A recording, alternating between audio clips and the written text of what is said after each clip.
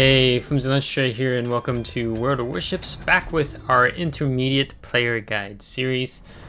This could be debatable to be in the beginner player guide series, but honestly, it's something that I felt it was more appropriate and better to put into the intermediate player guide series, because newer players have a more difficult time understanding this, and then you still have players who maybe have played the game for 4 or 5 or more years that still struggle with the concept of tanking for your team, particularly tanking for your team being a battleship. Kremlin was a battleship once upon a time that had the most hit points in World of Warships. That is no longer the case. It now belongs to now big brother, the super ship, the Admiral Ushakov, I think with over like 130,000, 135,000 hit points. And since more ships have been brought into the game, specifically super battleships, it has knocked Kremlin down from being not used to being the first place, not second, not third, not fourth, not fifth, but sixth place with her 108,300 hit points. And you might be saying, now Flimsy, it's very easy for you to perhaps do an intermediate player guide video in talking about the Kremlin and being a tanking battleship. And you would be very correct, mainly because she is among the tankiest battleships in the game in terms of her armor scheme. You know, she's got a 32mm upper bow, but on the lower bow, it's a 60mm that goes back to a 150.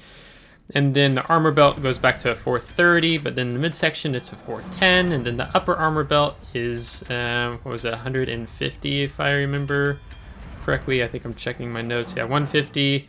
You have 32mm on the deck plating on the bow and stern, but on the midsection it's a 60mm. And then her side plating for torpedo protection is 38, I think. Yeah, 38mm. With armor on her main battery that exceeds over 500mm, being 550. But I would digress. That Kremlin isn't the ship that I hold my record in terms of potential damage. Damage being you could potentially have taken, but you've handled yourself well enough in the situation. That record belongs to the Conqueror, in which I've done over 4.7 million potential damage is the record that I hold in World of Warships in terms of tanking potential damage here in the game of World of Warships. Now we're going to have a slow start here, but you will see when we start flexing our tanking abilities here in World of Warships. But for now, it's a game in which we have to position ourselves, unfortunately, a little bit further back than I would ideally like to. There are 4 enemy destroyers, 4 destroyers per team, and we have an issue where, I mean, it's not necessarily an issue, it's not bad per se, but both of our destroyers are in these almost in the same grid square. They're at G6, G7, which is allowing any potential destroyer player who might, for example, want to come down on the 8 or 9 line, being the Yu Yang there, to perhaps expose our side. And not only are there 2 destroyers here, but there's 3 enemy destroyers here at the sea cap. So I don't feel it's safe enough for me to push up until my destroyer players, comrades, maybe we get to take out a couple of the enemy destroyers. As there you see the Yu Yang had his eyes down there on the Commissar all the way down on the J line and killed him. So it tells me the Yu Yang player is very alert to take out ships that aren't, they don't have enemy destroyers screening for them. And, you know, Yu Yang's torpedo torpedoes, they won't hit a destroyer, only cruisers and battleships for him. So I decide to go ahead and reposition where I'm going to use this massive island here on my right side. Now, this play is, I was a little conflicted with it at first. We'll get into more of the talking about the tanking, but I want to explain to you the thought process here. I don't like hovering around this island here on the map in, was it Okinawa? Because you see players or battleship players, cruiser players who kind of just play around this island. So I really try to discourage that type of activity, but in this case, it's actually important for us to do that for the time being, because we have a torpedo threat from the Yu Yang who could totally kill us in just one torpedo salvo alone without using his torpedo reload booster. So I'm taking the threat quite seriously, so I'm going to keep playing around the island here for now. But I'm also trying to help whenever the Yu Yang, or this, was there 2 Yu Yangs? I don't remember now. I'm guessing there's 2. I'm trying to help my destroyers in covering the Charlie cap. And we're going to use some ASW planes to throw out here on the right side because I'm mindful. I'm fishing to see if I see any AA tracers, and we're not seeing any at the moment. But there's also the golden line that's pushing down into sea, so that's forcing our destroyers off of Charlie cap. So, you know, now the tension is, okay, I'm the battleship player. I need to be helping out my team here in trying to take down this enemy golden line. So we do a sequential fire there as we're taking some of the drops there from the golden lion with his high explosive airstrikes. And part of the reason why we don't want to just sit here in terms of at a full stop. We want to be going forward. We want to be going reverse. It's making it more tricky for the golden line to drop the airstrikes on us, as I'm going to try to go for the Yu Yang here. Like, do I use the 3rd turret for that? And decide, nah, let's just go ahead and use that on the gold line because he's putting a lot of pressure on my team. We do manage to pick up the Yang, thankfully there. Maybe it would have been a bit wiser to use the 3rd turret there, but we didn't need to. So now we want to kill the charging golden line. But what I was saying was going forwards and going reverse, you never just want to sit completely still here in the game. What I'm trying to do here when I go forward and reverse, because my right flank is completely uncovered, is I want to draw any potential torpedoes from an enemy destroyer who might be like, hey, I can kill this stationary Kremlin that's reversing or going forward past the island, right? So I'm a little hesitant until I get some type of confirmation or thoughts of maybe where that enemy destroyer is. Now, in the meantime, we have reached 1.5 million potential damage, and there you go. There's those deep water torpedoes. And so I'm going to ping the map, letting my team know that there is indeed a destroyer threat back in here behind us, and I'm going to say it's the Yu Yang. But we're going to go ahead and push out now, and we're going to move more towards the Bravo cap. And this is where you're going to see more of the tanking action begin to happen. So let me talk about tanking more or less now to kind of explain my opening positioning there. In World of Warships, you have, what do you say? As I kind of talked about in the beginning, you have a wide range of battleship players. You have battleship players who they just want to fight more in the back. They really never put themselves in a position to potentially tank take any focus fire from the enemy team, so they keep their large amount of hit points intact till the very end of the game when the rest of their team's dead and they die quite quickly. Kind of the ironicness of maybe you see some Preußens, some GKs. I feel like the German battleships sometimes are an example of this, where you'll see them after the whole team's basically dead, then they push in, right? And then they just get focus fired down much more quickly and die more quickly. You have some battleship players who just kind of yellow in, so to speak. Sometimes it can be a good play, but it really depends on your positioning and how the enemy team's positioning right in the map, etc., etc. And then also being able to put yourself in a position where you can kind of play that mid-range role. I mean, of course, some ships are built for long range, some are built for close range, and some are built for medium range.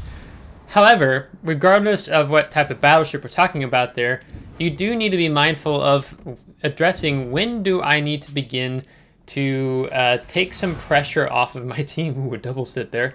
When do I need to start taking some pressure off my team? When do I need to start spending my hit points for my team and trying to help them out here? As our Plymouth got really overwhelmed there, and the spotting of the Essex wasn't really helping him there at all.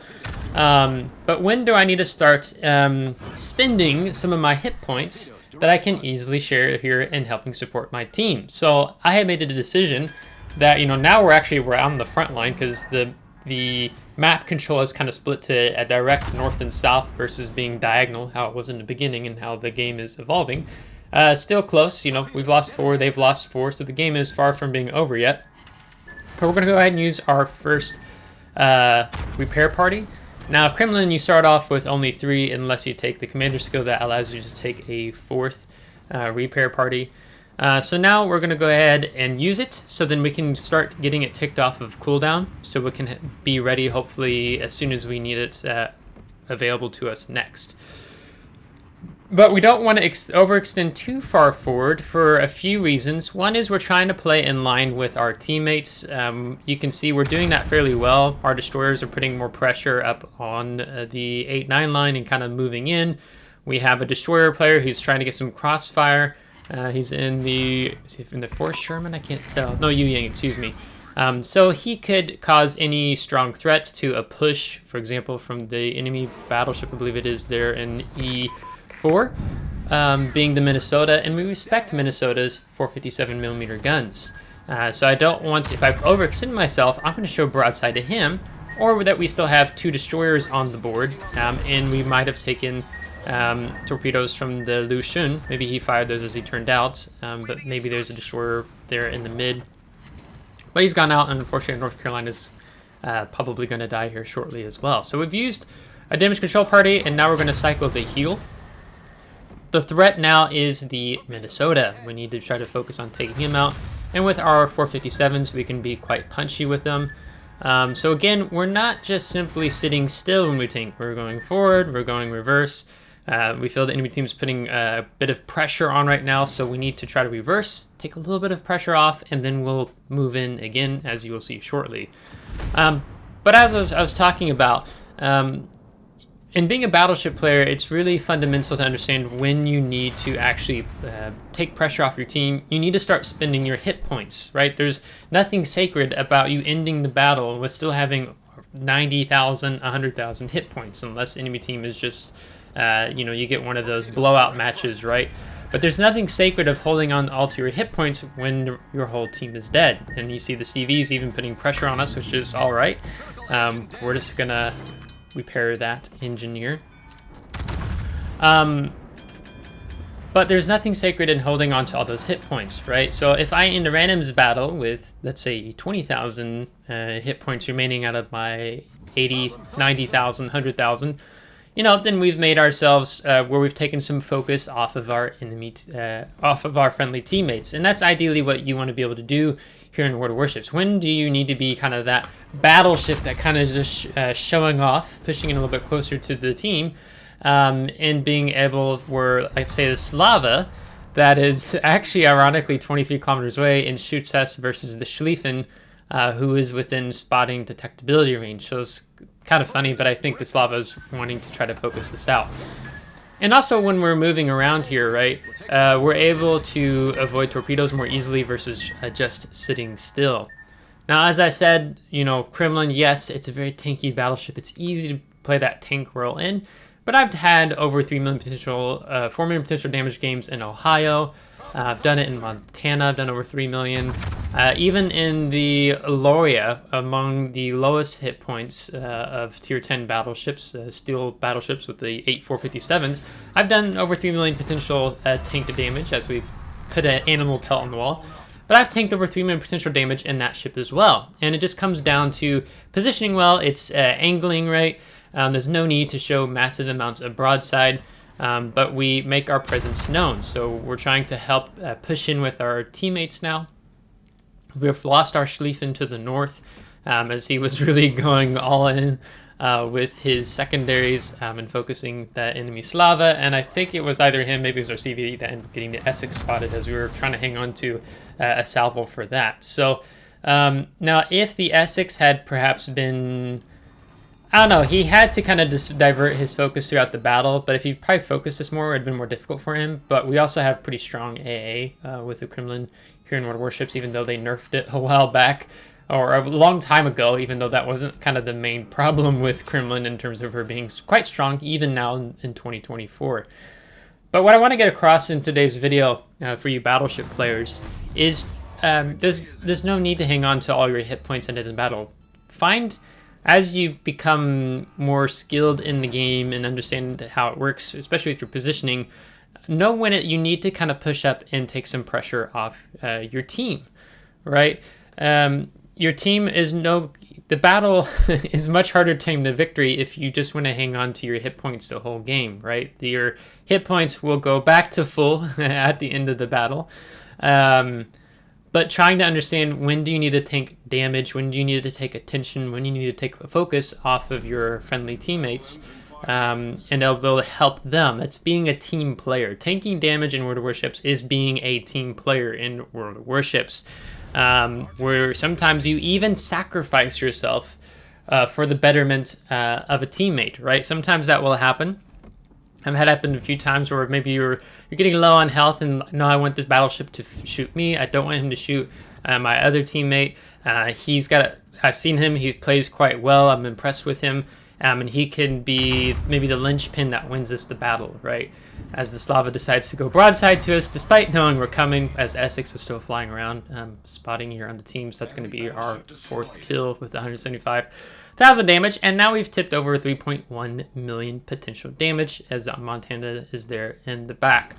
So, you know, even Yamatos, even Satsumas, you know, there is a place and a time to tank damage for your team, even if you're not meant to be a close quarters battleship. And I'm not saying be close quarters in a Yamato. I'm saying don't be on the J line when your team is kind of needing you to be more up on the G line and trying to take some focus and pressure off of your teammates. Like that's part of, again, the battleship's role in expending the hit points and so on and so forth. So the game's wrapping up. I'm really trying to hunt for a squid here, but there's just a lot of torpedoes going in here on the Montana, and incoming fire he's taking from the team since he is the last alive. So him going around the back of the map there, the island there, didn't really help out his friendly Slava. He removed himself from the game, and now all eyes are going to be on the Slava. You know, there's an example of, you know, not trying to assist a teammate there and take some focus. So definitely going to get a Dreadnought. Unfortunately, no squids, so that is going to be a Sag, as we said in the chat, with some planes shot down. So we were taking focus from destroyers, we were taking focus from the CV, including the battleship players and cruisers at the start of the game.